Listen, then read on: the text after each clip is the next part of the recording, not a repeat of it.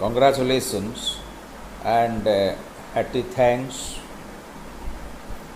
to all of you belonging to plus 2 second year arts, political science. In the previous class,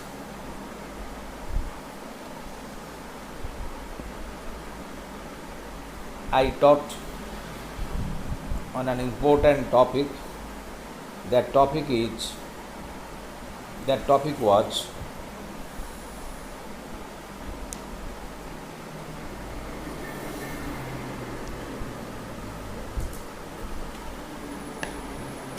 the types of democracy based on quality.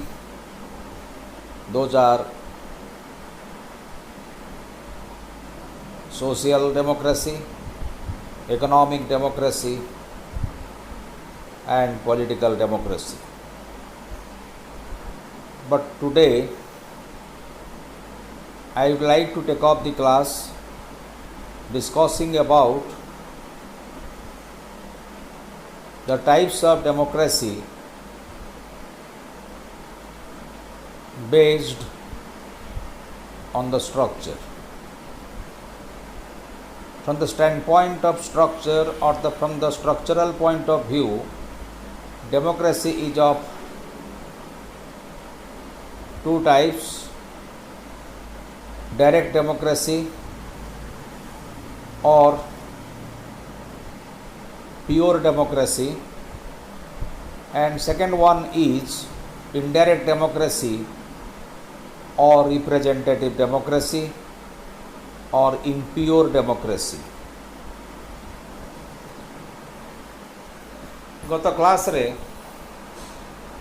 मो गणतंत्र प्रकार भेद संबंध रे मो आलोचना करथिली। गत क्लास रे तुम मानकु संक्षेप रे कहिथिली जदि आमे गणतंत्र को from the stand point of quality बा मान दृष्टि विचार करिबा या को तीन भाग में विभक्त करिपारिबा, तथा सामाजिक गणतंत्र सोशल डेमोक्रेसी, राजनैतिक गणतंत्र पॉलिटिकल डेमोक्रेसी एवं अर्थनैतिक गणतंत्र बा इकोनॉमिक डेमोक्रेसी। किंतु आज क्लास रे मु गणतंत्र को गठन दृष्टि विचार करी या को दुई भाग में विभक्त करिया को दुई भाग में विभक्त करुच्ची, यथा प्रत्यक्ष गणतंत्र बा विशुद्ध गणतंत्र, डायरेक्ट और प्योर डेमोक्रेसी, एवं परोक्ष गणतंत्र बा प्रतिनिधिमूलक गणतंत्र बा अशुद्ध गणतंत्र। From the structural point of view जदि आम गठन दृष्टि विचार करिबा गणतंत्र को मुख्यतः दुई भाग में विभक्त करिबा, तथा प्रत्यक्ष और परोक्ष गणतंत्र। प्रथमे मु प्रत्यक्ष गणतंत्र उपरे तुम मानू किछि सूचना प्रदान करुच्ची। प्रत्यक्ष गणतंत्र को आमे विशुद्ध गणतंत्र मध्य कहि थाउ। विगत 2 दशंधि धरी प्रक्रियागत गणतंत्र भिन्न रूप में कार्य करि आसुअछि, यथा प्रत्यक्ष बा विशुद्ध गणतंत्र और परोक्ष बा प्रतिनिधिमूलक गणतंत्र। मात्र एही दुई स्वरूप मध्यरु परोक्ष गणतंत्र अत्यंत जनप्रिय भावे पृथ्वीर अधिकांश राष्ट्र में प्रचलित हेउअछि। प्रत्यक्ष गणतंत्र कार्यकारिता पथरे अनेक गुड़िए प्रतिबंधक रही आधुनिक राष्ट्र माने परोक्ष गणतंत्र को निजर शासन व्यवस्था भाव ग्रहण करनेइछंती। प्रक्रियागत गणतंत्र बा प्रोसीड्यूरल डेमोक्रेसी संबंध में सठिक ज्ञान हासिल करने को हेले गणतंत्र एई दुई प्रमुख स्वरूपर अर्थ और चारित्रिक लक्षण संबंध में आलोचना अत्यंत जरूरी अटे। प्रथमे आमे प्रत्यक्ष गणतंत्र उपर आलोचना करिबा। गणतंत्र शासन एक सर्वोत्कृष्ट शासन व्यवस्था अटे। एथिरे व्यक्तिर स्वाधीनता उपेक्षित हुए नहीं। प्रत्येक नागरिक तार स्वाधीनता वर्णित परिसर मध्य कार्य करे। प्रत्यक्ष गणतंत्र एक पुरातन गणतंत्रर प्रतिरूप अटे, जहाँ यूरोपर एक क्षुद्र राष्ट्र ग्रीस रे प्रथमे जन्म नहीं थला। प्रत्यक्ष गणतंत्र एक राजनैतिक व्यवस्था, जो व्यवस्था रे गणतांत्रिक शासन रे राष्ट्र नागरिक माने सीधासलख बा प्रत्यक्ष भाव शासन परिचालना और आईन प्रणयन क्षेत्र में अंशग्रहण करिथांती। अन्य अर्थरे कहिले जो राजनैतिक व्यवस्था रे नागरिक माने सरकार निष्पत्ति रे बा निष्पत्ति ग्रहण प्रक्रिया रे प्रत्यक्ष भाव में सक्रिय अंशग्रहण करिथांती, ताहा ही प्रत्यक्ष गणतंत्र। याकू मध्य विशुद्ध गणतंत्र बा प्योर डेमोक्रेसी कहा जाए। प्राचीन ग्रीक नगर राज्य रे एही प्रकारर शासन और सरकार प्रचलित थिला। वर्तमान केवल स्विट्जरलैंड रे प्रत्यक्ष गणतंत्र कार्य करि आसुअछि। छोट छोट राष्ट्र पई एही प्रकार गणतंत्र अत्यंत उपयोगी अटे। प्रत्यक्ष गणतंत्र सफल कार्यकारिता पाई तीन गोटी गुरुत्वपूर्ण पद्धति वा उपादान रही।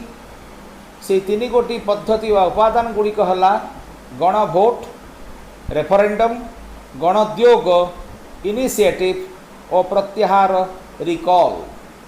आम प्रथमे यही तीन गोटी उपादान संबंध में आलोचना करिबा।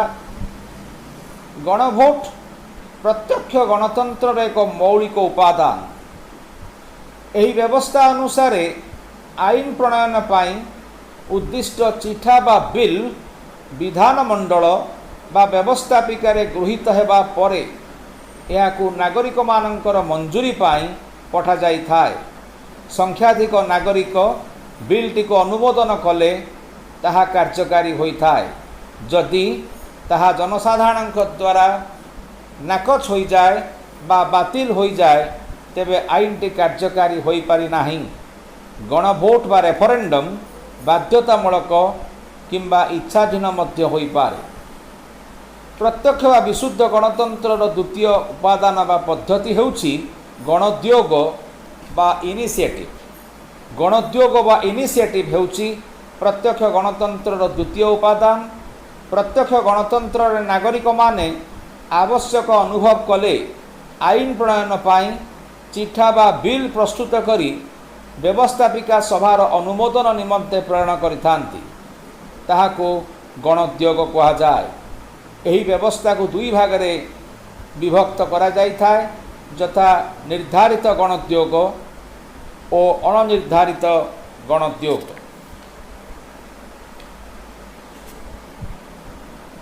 एवं तृतीय है प्रत्यक्ष गणतंत्र तृतीय पद्धति वा उपादान हेउछि प्रत्याहार बा रिकॉल।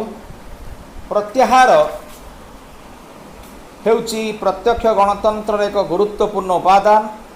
एही व्यवस्था रे जदि जड़े निर्वाचित प्रतिनिधि तांकर प्रतिश्रुति पालन न करती किंबा निजर कर्तव्य सठिक रूपे संपादन न करती तेबे तांकर कार्यकाल पूरीबा पूर्वर नागरिक माने तांको विरुद्ध रे मतदान करी गादिच्युत करिवार व्यवस्था को प्रत्याहार बा रिकॉल कहा जाए। प्रत्याहार भୟରେ जनप्रतिनिधि माने सर्वदा निजकु जनकल्याण पाई उद्दिष्ट व्यक्तित्व बोली मन करिथांती। ये है तुमर प्रत्यक्ष गणतंत्र। एवं द्वितीय प्रकार गणतंत्र होउची परोक्ष गणतंत्र, जहाँ को आमे प्रतिनिधिमूलक गणतंत्र बा अशुद्ध गणतंत्र बोली आख्यायित करिथाउ। जो गणतांत्रिक शासन व्यवस्था रे नागरिक माने सीधासलख भावे आईन प्रणयन प्रक्रिया रे अंशग्रहण नकरी सेमानंक द्वारा निर्वाचित प्रतिनिधि माने आईन प्रणयन करिथांती, ताहाको परोक्ष गणतंत्र कहा जाए। परोक्ष गणतंत्रर अन्य नाम हेउची प्रतिनिधिमूलक गणतंत्र।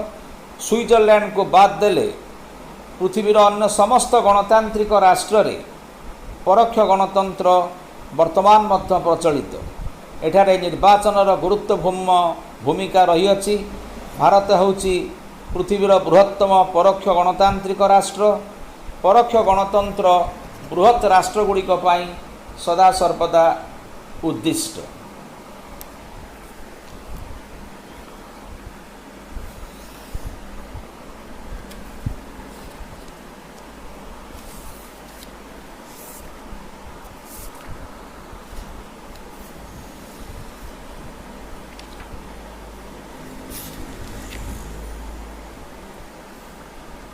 परोक्ष गणतंत्रर केतेगोटी चारित्रिक लक्षण बा मौलिक वैशिष्ट्य गुड़िक है।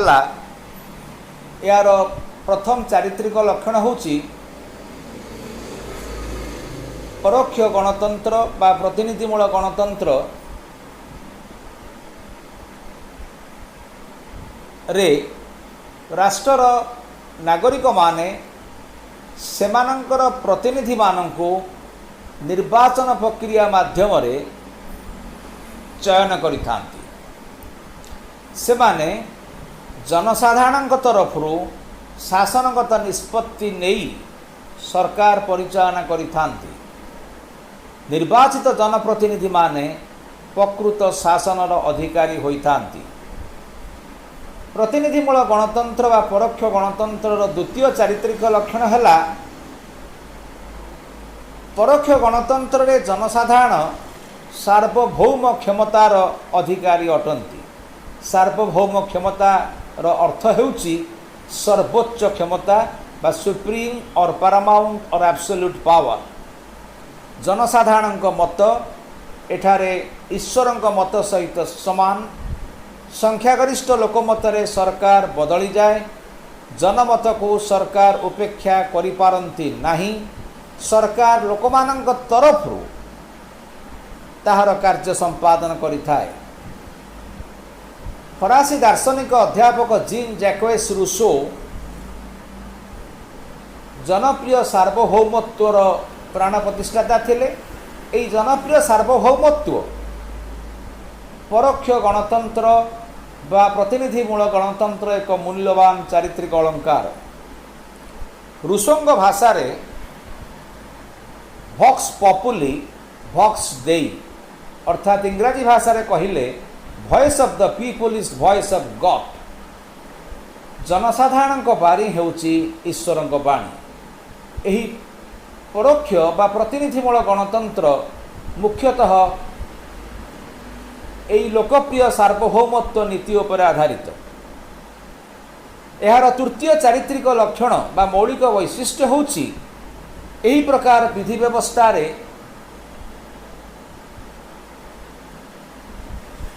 जनप्रतिनिधि माने आईन प्रस्तुत करिथांती। जनसाधारण तरफरु आईन प्रणयन करिथांती। सेमानंकर संख्यागरिष्ठ मतामत रे आईन रूपांतरित होइथाए। एथिपाई लोकमानंकर मतामत को विशेष गुरुत्व दिया जाए नहीं। साधारण जनता शासन व्यवस्था रे हस्तक्षेप करिवा पाई विशेष सुजोग पाई न थांती। यार चतुर्थ चारित्रिक लक्षण है एही प्रकार व्यवस्था रे विधान मंडल बा व्यवस्थापिका व्यवस्थापक सभा बा व्यवस्थापिका रो गुरुत्व सर्वाधिक अटे। निर्वाचित जनप्रतिनिधि माने जनसाधारणकर स्वार्थ सुरक्षा निमित्त विधान मंडल रे बा व्यवस्थापक सभा रे आलोचना पर्यालोचना और संख्यागरिष्ठ मत भित्ति रे निष्पत्ति ग्रहण करिथांती। विधान मंडल बा व्यवस्थापक सभा हेउची सर्वशक्तिमान गृह एवं जनसाधारणकर स्वार्थर सुरक्षार सर्वोत्कृष्ट अनुष्ठान अटे। विधान मंडल को उपेक्षा करा जाई परोक्ष गणतंत्र प्रगति संभवपर होई न थाए।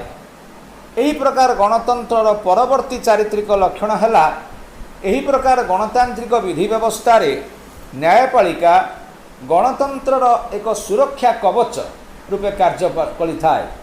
इन the indirect democracy, judiciary always acts as the safety valve of public interest or safety valve of democracy। यह सत्यर अनुसंधान करी समानता, स्वाधीनता एवं निरपेक्षता को बजाय रखिबा पाई प्रचेष्टा करी एक प्रगतिशील समाज गठन करिथाय। जनसाधारण मध्यरे शांति और मैत्री भावर अभिवृद्धि घटाइबा पाई यह गुरुत्वपूर्ण भूमिका ग्रहण करिथाय। गणतंत्र को सुदूर प्रसारी करने निमंते न्यायपालिका व्यवस्था अपरिहार्य अटे। आज क्लास रे तुम मानू गणतंत्र प्रकार भेद बा आमे from the structural point of view बा गठन दृष्टि विचार कले गणतंत्र को दुई प्रकार विभक्त करा जाए, प्रत्यक्ष और परोक्ष गणतंत्र। तापरे विस्तृत भाव आलोचना कले एवं क्लास रो अंतिम पर्याय जदि मोर क्लास टी तुम मान को भल लगी थाए बा तुम या पसंद करुथा तेरे वीडियो टी को लाइक और शेयर करिवो। तत्सहित ये चैनल टी को सब्सक्राइब करी पाखरे थिबा बेल आइकन को प्रेस करी ऑल नोटिफिकेशन ने सेट करिवो। धन्यवाद। Thank you very much.